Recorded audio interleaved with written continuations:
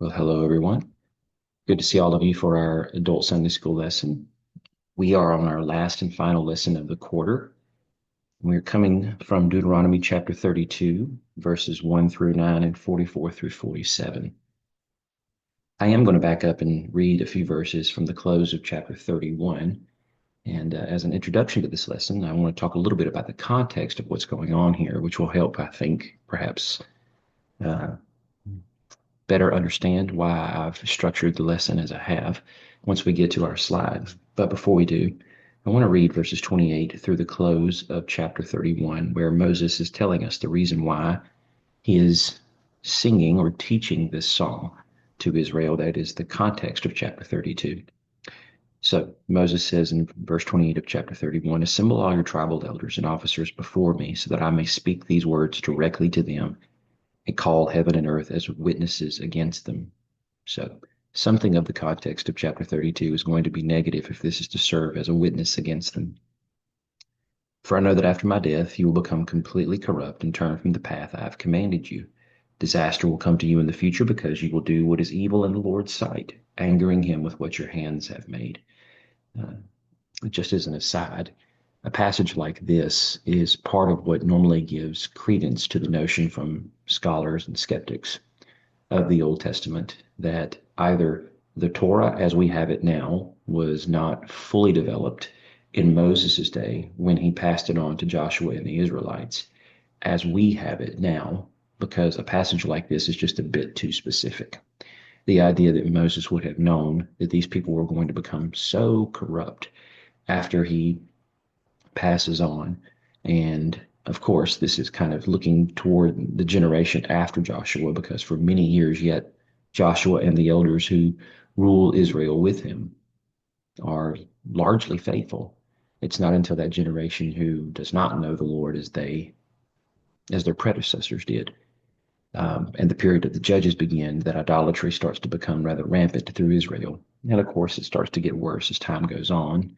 There are bright notes during periods of the monarchy in which idolatry was waning more than it was waxing. But of course, when the northern kingdom of Israel arises, they just run off the edge of the cliff with respect to idolatry and never turn back and continue to fall prey to the sins of Jeroboam, son of Nebat. But the idea that Moses is so specific here is something that perhaps, in their mind at least, was a thought added in during the period of the Babylonian captivity when the people of Judah and Benjamin, the last two tribes to be taken into captivity, saw what was going on as God's judgment. And then they attempt to try to trace this all the way back to Moses, who, as their more or less preeminent prophet over the nation before they formally became a nation, told them at the period of his death that these people were going to become corrupt and that God would bring judgment upon them. Now, clearly, if we accept the authority of Scripture along with its infallibility, that cannot be the case, and that clearly, if Moses functioned as a prophet, we would have no problem with the idea that God would have revealed this to him. So the point behind this little moment here is that Moses is telling them the future in both chapter 32 and chapter 33, which we're not going to read any of 33, but it's important to understand its purpose and how it rounds out the Torah. So to finish with verse 30, then Moses recited aloud every single word of this song to the entire assembly of Israel. Now with our passages, verses 1 through 9, pay attention, heavens and earth. I'm sorry, I added earth. Pay attention, heavens, and I will speak. Listen, earth, to the words from my mouth. Let my teaching fall like rain and my words settle like dew, like gentle rain on new grass and showers on tender plants. For I will proclaim the Lord's name. Declare the greatness of our God, the rock. His work is perfect and all his ways are just. A faithful God without bias. He is righteous and true. His people have acted corruptly toward him. This is their defect. They are not his children, but a devious and crooked generation. Is this how you repay the Lord, you foolish and senseless people? Isn't he your father and creator? Didn't he make you and sustain you? Remember the days of old. Consider the years of past generations. Ask your father, and he will tell you, your elders, and they will teach you. When the Most High gave the nations their inheritance and divided the human race, he set the boundaries of the peoples according to the number of the people of Israel. Or the Septuagint and the Dead Sea Scrolls say, according to the number of the sons of God. You may notice that in your study Bible. Um, that is a rather important conversation to have, but I don't think we'll be able to touch on that today. But the Lord's portion is his people. Jacob is his own inheritance. Now down to verse 44 through 47. Moses came with Joshua, son of Nun, and recited all the words of this song in the presence of the people. After Moses finished reciting all these words to all Israel, he said to them, "Take to heart all these words I am giving as a warning to you today, so that you may command your children to follow all the words of this law carefully. For they are not meaningless words to you, but they are your life, and by them you will live long in the land you are crossing the Jordan to possess." Pray with me. Jesus, our King, Lord, we are grateful for all your many blessings, Lord, that are clearly innumerable. We're grateful, Lord, for your faithfulness and your mercies. We're grateful, Lord, that you have walked with us. You have walked before us. Every place we've been this week, even though at moments we may have strayed, or at others we may have been as close to you as one could possibly get on this side of glory. We're just so grateful, Lord, that you love us. And you showed it by the manner in which you died. We're grateful, Lord, that you took your life up again, that your Father granted you that power. And because you live, we live with you. We thank you for the new life that you have raised us to. Help us, Lord, through the study of your word today to understand more of what that means and how to be diligent as your disciples. We ask that you bless our time together. Draw us deeper into our relationship and knowledge of you. In your name we pray. Amen. And then to finish my introduction with respect to chapter 33, I just kind of felt it would be a little odd to break it up after discussing chapter 33 and then pray. So in chapter 33, what is equally fascinating is that not only in chapter 32 do we have this song in which Moses is basically kind of recounting their history as a people from the time that they have been called, and it's rather obscure as to whether or not Moses is referring back to either the time of Abram, before he's even Abraham, maybe during a period of Abraham's life, during a period of one of his sons' lives, or grandsons' life. When I say sons, of course, I'm primarily speaking with respect to uh, Isaac, but of course, there is a period there where Ishmael is the only son before Isaac comes along.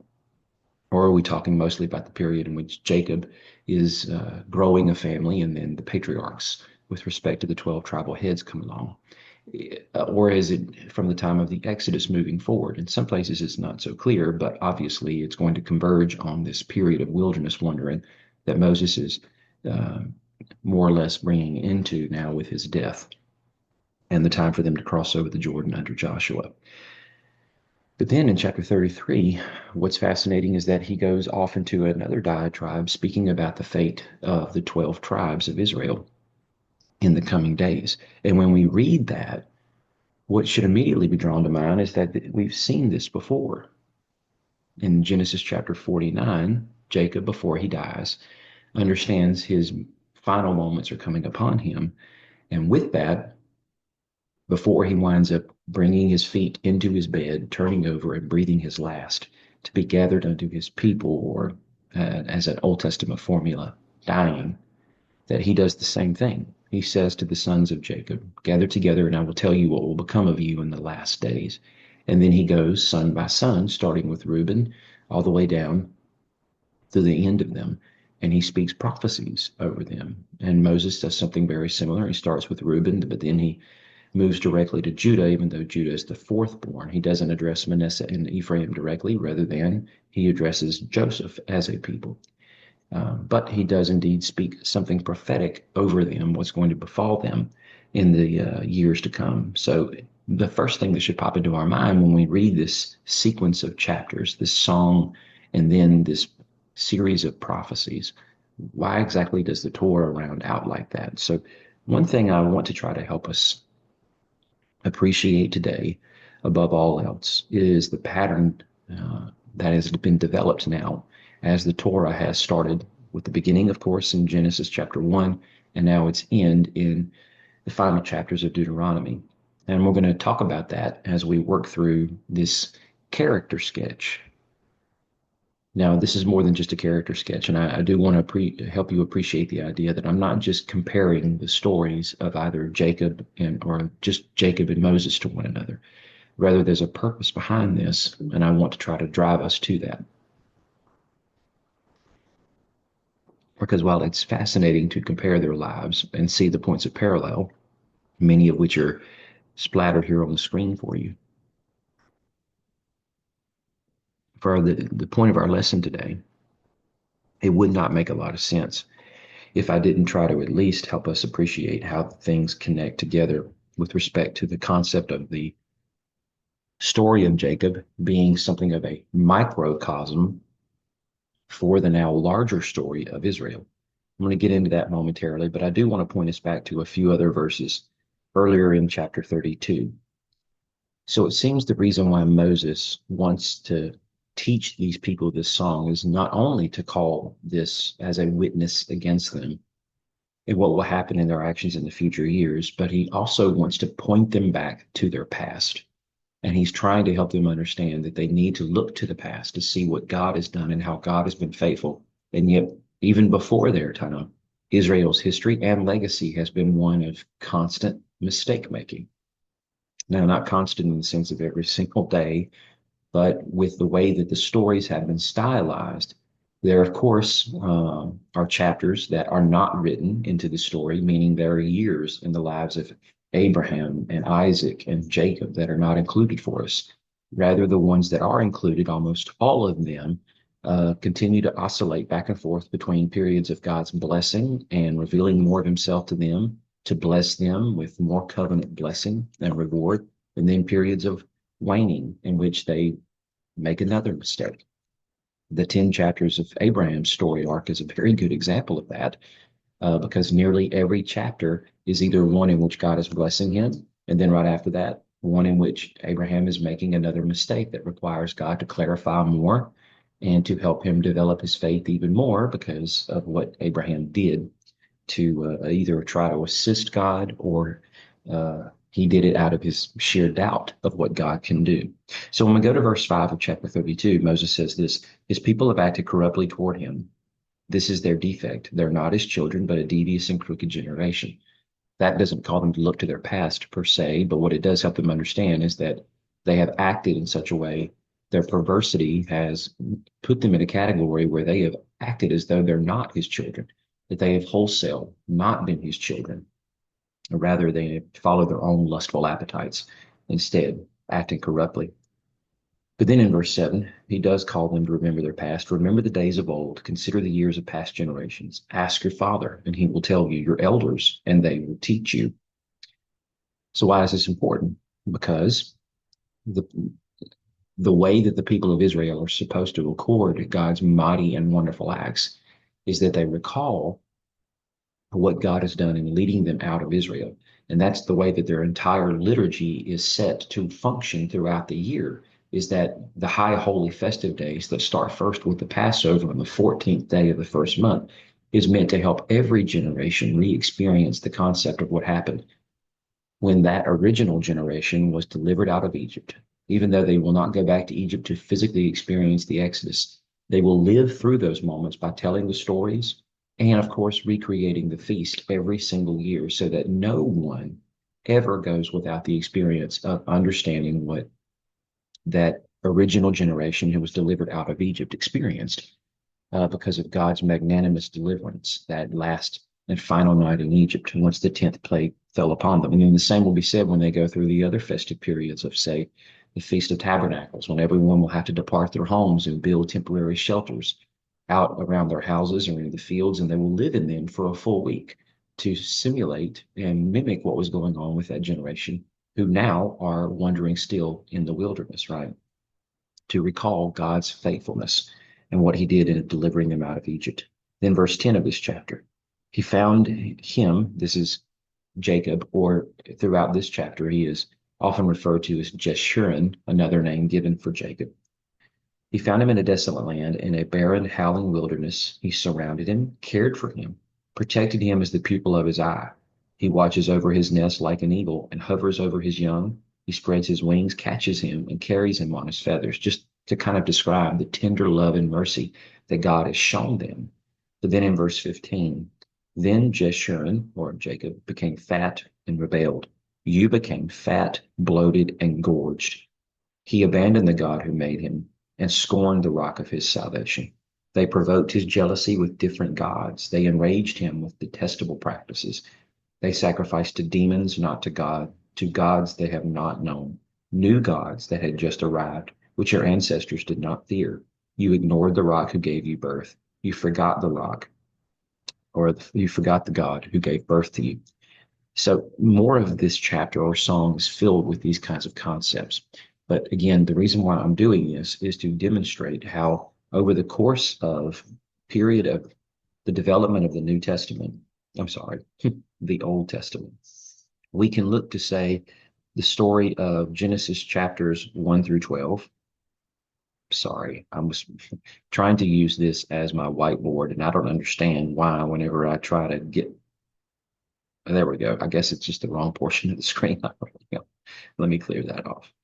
So Genesis chapters 1 through 12, with respect to God creating all things leading up to the call of Abram, is more or less a small, rather tightly wound story that, as a maybe coiled spring, um, kind of becomes more unwound as we develop this story further out through the story of the Old Testament, namely the remainder of the book of Genesis. Because from creation through Abraham, what we have is God creating all things, and then the fall of man, and then the more or less refall of man through the series of both the Great Flood and then the Tower of Babel, until eventually we arrive to the call of Abraham. And when you think about that, that's almost the entire story arc of the Old Testament. It's creation, and then the fall of man and his persistent rebellion against God until God brings cataclysmic judgment. And then after that, he promises he is going to bring someone who is going to lead mankind out of this into restoration or reconciliation with him. And he's going to bring blessing through that particular person. So Abraham is a foreshadowing of his own seed, Messiah. But then as we move beyond Abraham, because as soon as we get into his story, we see that Abraham in chapter 12 also experiences a moment of rather silly decision making, and then of course goes down into Egypt and doesn't fulfill what he was supposed to, bringing blessing, but he brings curse upon the land of Egypt. And so from Genesis chapter 13 through 50 is the remaining portions of this particular scroll. And of course, with it is the further development of Abraham's story until he's dead. And now, of course, his grandson has died by the end of the story. So with this, we see Abraham all the way through his children in a slower development of this, continue this repeated pattern here, or I should say now repeated pattern of God calling this kind of messianic forebearer, and then the development of his people, how they will, through Abraham and then Isaac and Jacob, will continue at moments or points to rebel against God in spite of their relationship with him and the covenant he's made with them. And then when we get into Exodus now through the end of Deuteronomy, we see this story is even more slowly exaggerated, but we continue to oscillate back and forth between periods of blessing and God having to bring judgment upon them, blessing and judgment, blessing and judgment, blessing and judgment. So here we have one microcosm, and then we have a larger microcosm, and now a much bigger microcosm. And you might say, well, it's kind of not really a microcosm anymore if we're talking Exodus through Deuteronomy. You're right if we're only thinking of the Torah. But this too is going to set the pattern for which the remainder of the books of Judges through Malachi or Second Chronicles, if you're looking at the Jewish compilation of the Old Testament, it's the same concept here. Because in Judges, we start with the first judge, Othniel, who is going to be almost like a new Abraham, new Moses type figure. And then at the end of Second Chronicles, we have the promise that the Lord is going to be building a new, quote, temple. And there's a call here for God's people, i.e., ethnic Israel, to come and assist in building this new temple. But the chronicler is living at a time when, after the exile, the temple has already been built. So it's looking forward to the new and final Abraham, who is going to be the one who will bless both ethnic Israel and now the nations, as Genesis chapter 12 promises. So that's the point, and I'm trying to make here with respect to this, is that Jacob is one placeholder with respect to the changeover between previous microcosm and now Moses is at the end point of the microcosm as we round out the stories of the Torah. So let's look at how appreciate how these two particular people share points of commonality and why it's important. So with Jacob, we have the promise here, or I should say, the fact that both of them are rather special from their birth. When Rebekah is pregnant with Jacob, right along with Esau, she realizes there's something that doesn't seem right or ordinary about the development of her pregnancy. And she goes and inquires of the Lord. The Lord tells her that she is carrying the heads of two nations in her womb, and that the older will indeed serve the younger. And so, of course, Jacob is the second born. So before he is even brought into this world, prophecy is spoken over him with respect to who he will become and the people that will come from him. And then Moses, of course, is going to lead his nation out of exile. And while there is much lore surrounding the birth of Moses that exists in uh, ancient texts that are Jewish in origin, but are not counted as part of Scripture, there is still much to be said with respect to the way his story develops in the actual story of the Exodus in the beginning chapters, with respect to the idea that we have a whole generation of boys who are being executed by throwing them into the Nile River. But this boy is preserved for up to 3 months until his parents can't hide him any longer, and then he is placed in an ark, and then the Lord takes over from that point completely. Now, of course, it's not to say the Lord had been preserving him for the first 3 months. He certainly had been. But when Jochebed puts him into that ark and sends him off, she is now completely factored out of the equation with respect to any measure of control over what's about to happen. And she doesn't know where the child is going to go. But God guides that ark directly into the house of the man who gave the order to have all these Hebrew boys executed, to have him nurtured in the womb of Pharaoh's house, or I should say at the bosom in Pharaoh's house, to then eventually raise him up to become the leader of the Exodus. Both of them undergo their own exile. So Jacob imposes exile on himself after he tricks his brother the second and final time, and he does so to flee Esau's wrath. Moses does this once he winds up killing an Egyptian. So it would seem as though he is going out there to maybe even begin the Exodus, and he is trying to show the Israelites the favor he has toward them because he kills a taskmaster that is brutally beating an Israelite. But then when two Israelites get in a fight the next day, what becomes obvious is that both of them would much rather hold this over Moses' head that he killed an Egyptian. And of course, word is now made it to Pharaoh's palace that this has happened. And because of that, Moses fears for his life. And he runs to the land of Midian to escape Pharaoh's edict that Moses must die. So, in just these 2 points, we can clearly see that there's a lot of similarity between them. Who is Jacob? Who is Moses? Why does this matter? Well, Jacob becomes the head of the nation of Israel, right? Now, they are clearly not a nation by the time Jacob is leading their migration from the land of Canaan down into Egypt to see his son Joseph, and where Jacob will spend the last 17 years of his life, where he dies exiled outside of the land of his inheritance. But then, of course, is brought back to be buried alongside of his ancestors in the cave his grandmother was buried in. But he is the progenitor of the people. And then when we read through the stories or the song and the prophecies of chapter 32 and 33, we see how Moses is kind of accorded the same clout as Jacob was with respect to him being called king over Jeshurun. And so Moses becomes the head of the people as Jacob once was. And so again, they're positioned this way with respect to their stories. Jacob rounding out the first book of Torah, Genesis. And then, of course, Moses rounding out the last 4 books because the final 4 books have been mostly about his story as the leader of both the Exodus and, of course, the people of Israel through that period of time and in their wilderness wandering to bring them to the brink of the land where they are yet going to go in and seize their inheritance, right? Third block, both of them tend flocks while they're in exile. So this is what Jacob does with respect to trying to contract for the woman he falls in love with, Rachel, and he agrees to work with his uncle, or for his uncle Laban, for a period of 7 years, which eventually turns into 14 for an unexpected additional wife, her older sister Leah. And of course, during much of that time period, as Jacob will eventually wind up castigating his uncle Laban for, he was manipulated and tricked. His wages were changed multiple times to try to keep him rather poor and dependent upon Laban so that Laban could exploit this labor for the remainder of Jacob's life. And much of what happens is not to Jacob's gain until he begins to manipulate the scenario himself to try to increase his profit. And through that, the Lord blesses him.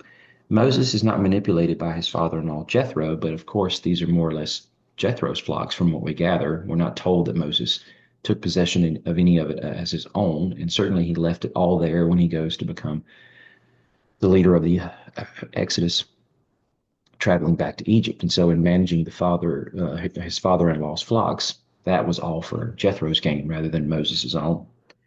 Then both of them experienced apocalyptic appearances of Yahweh. Now we need to understand this word apocalypse as it comes from its original Greek. Apocalypsos means to reveal, to literally pull back the curtain on what is unseen behind that curtain, but is nonetheless part of the reality shared by those on the viewing side of the curtain, right? So in other words, it's not about doomsday scenarios in which the world is going to be completely consumed in fire.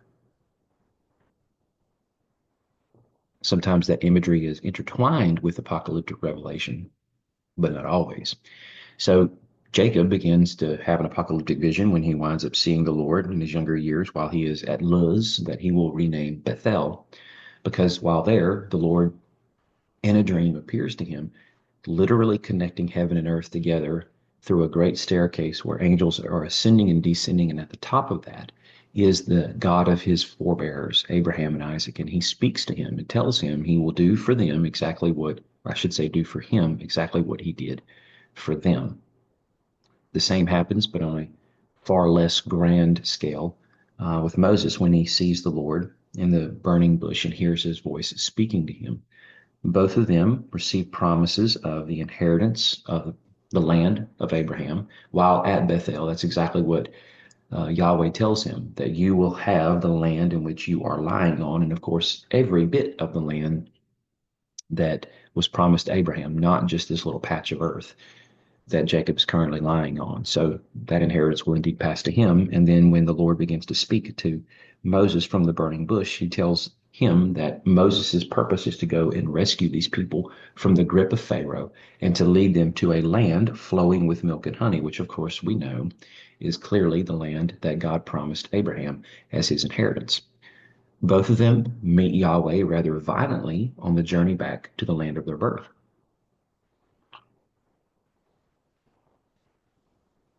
So Jacob had been in Padan Aram for quite some time, over 20 years before the time comes that he realizes he needs to go back. And as he's almost there, the Lord meets him as he's separated all of his camps out, or I should say, all of his family members and servants apart into 4 different camps. And then he at the very tail end of that, so that when Esau begins his approach, he will hopefully appreciate the humility of Jacob.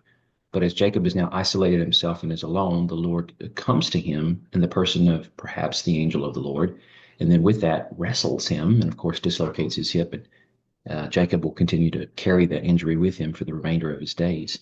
Same thing happens to Moses, although it's not a hip that's dislocated, but Moses' very life is threatened when he is on his way back to Egypt and he has his wife Zipporah and oldest son with him.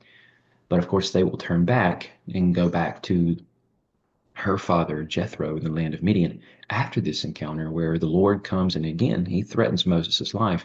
And the understanding is because his firstborn son is not circumcised. Zipporah acts quickly to do this to save Moses' life. And of course, these 2 men, Moses and Jacob, are never the same after these encounters. And both of them will eventually stand before Pharaoh, Jacob in much more favorable circumstances than Moses will, because Jacob is invited into Pharaoh's presence, and then he is asked by Pharaoh to recount his days before him. So he tells him basically the story of his life, and then he provides a blessing to Pharaoh more or less fulfilling the very thing that the Lord said Abraham's people would do in Genesis chapter 12 and verse 3, bringing blessing to the nations. Although when Moses goes before Pharaoh now, it's not the same Pharaoh that he grew up under. Probably the very son that was raised right alongside Moses, who would take over the throne after that Pharaoh had died. And of course, when he goes in before this Pharaoh, was to confront him and tell him that the Lord demands he let his people go. Both of them will leave Egypt for Canaan with Egyptians in tail. Now, granted, Jacob actually dies in Egypt, and this entourage that includes Egyptians are because of who Joseph is. But at the same time, one thing that's often not appreciated here is that Jacob had favor and influence over Egyptians, and we seem to get some measure of historical support for this because some of the artifacts that have been discovered in Egypt are what we call boule, tiny little clay seals that are almost big enough to be mounted on a ring. I should say almost small enough to be mounted on a ring and worn as a signet ring on a person's hand. But with these boule, what we have here is an engraving upon it, and there are many of them that actually bear out the names of several of these late Genesis figures. One of those happens to be Jacob. And so what I'm saying is with the 17 years that Jacob lived in the land of Goshen, when the famine finally came to its end and the land of Goshen, which was the most fertile land in the Nile Delta region, begins to produce its quote fatness again. That Jacob, no doubt, probably engaged in commerce with the Egyptians and may have had quite a bit of wealth and land holdings of his own down there. It's not really possible to know all that without more documentation to support that. But for him to have a boule uh, or a clay seal like that would probably be the very thing necessary in order to exact these sort of business transactions. And so, with that, he was probably honored greatly by the Egyptians, not only because he was the father of the vizier or second in command to Pharaoh, i.e., Joseph, but because of the kind of clout he himself had earned amongst them. All that to simply say that the Egyptians are the ones, along with his own sons, who carry him back to the cave in Machpelah, where he is buried alongside his forebears, as I said earlier, Abraham and Isaac and their wives. And then, of course, Moses actually leaves alive when the Exodus begins, but he doesn't leave with just Israelites. He leaves also with many Egyptians as part of a quote mixed multitude when they saw the works of Yahweh and that their gods were powerless to stop him and that they were decimated, defeated, left in ruin in Egypt, that they decided to abandon any and all loyalty to their native people and join themselves to become a part of Israel and worship this God called Yahweh. Both of them, of course, experienced the duplicity of the sons of Jacob because Jacob has to deal with this Levi Simeon debacle right as they have entered in the land but have not yet come back to Bethel. We have this episode where their only sister, Dinah, however you may pronounce her name, is raped by Shechem. And in an attempt for Shechem to try to get her to be his wife in the business transaction of exchanging dowry and all these things, these two sons, Levi and Simeon, who of course are grown adults at this point, tell them, well, we cannot give our sister to you because you are not circumcised. So if you agree to circumcise yourselves, then we can give our daughters to you. And of course, we will take your daughters in marriage to us and we can become one people.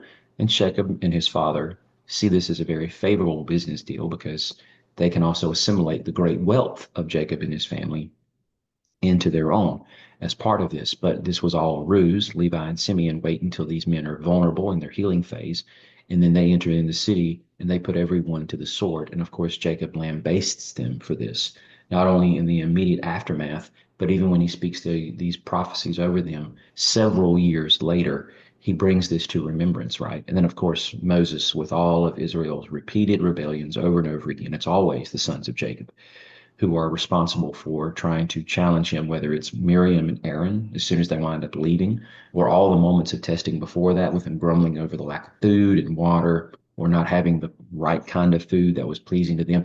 And then, of course, moments of them challenging them after this with respect to the 10 spies who reject the Exodus and lead the entire nation to do the same thing.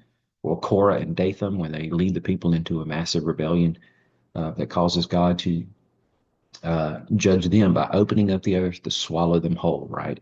It's the consistency of the people of Jacob constantly quarreling with their leaders and rejecting the leadership that God is exercising through those men over them.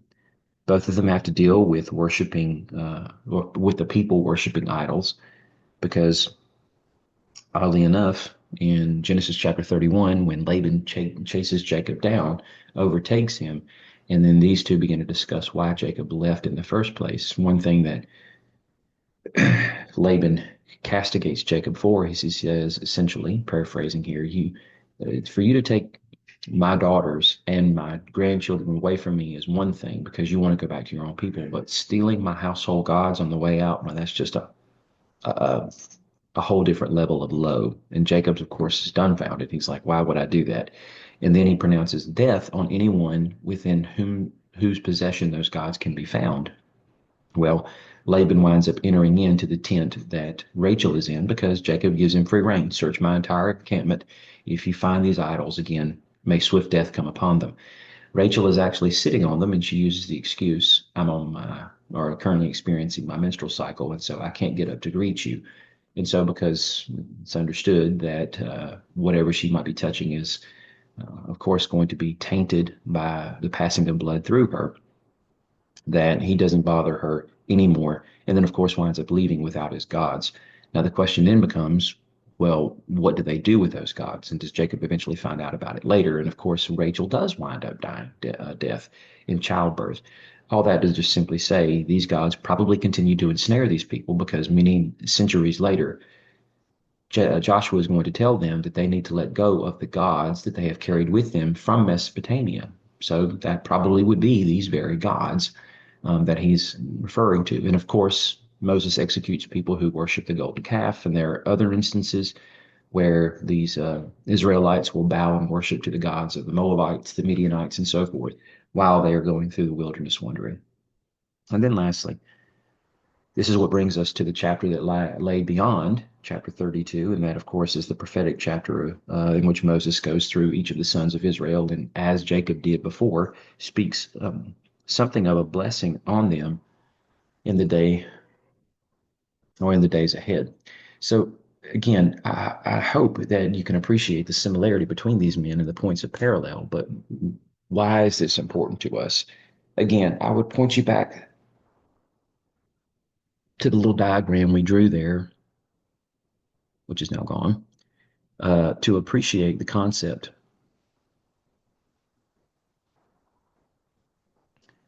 of how this microcosmic pattern has been developed now as Moses has been compiling the Torah over the course of his life, starting with writing down the account of how all things started, to then arrive at this place where now the story is ending with respect to Israel's development as a nation, and they are on the brink of entering into the land.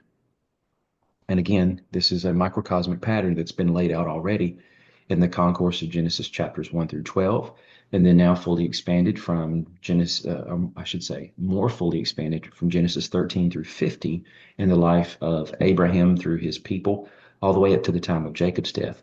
And then now that pattern is more broadly expanded from the arrival of Moses in the beginning of the Exodus story after hundreds of years have passed from the time of Jacob to Moses, and then now to the end of Moses's life.